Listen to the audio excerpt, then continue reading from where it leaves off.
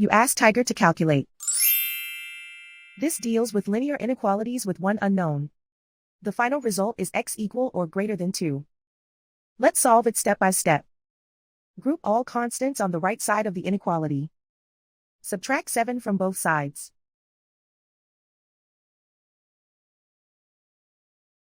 Simplify the arithmetic.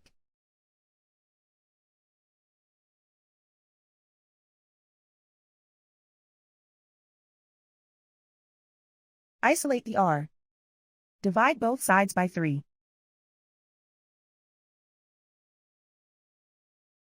Simplify the fraction.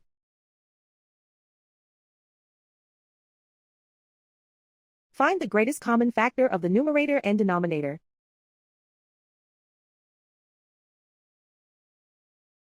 Factor out and cancel the greatest common factor.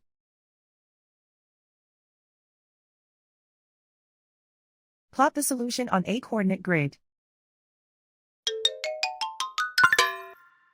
And so the final result is x equal or greater than 2.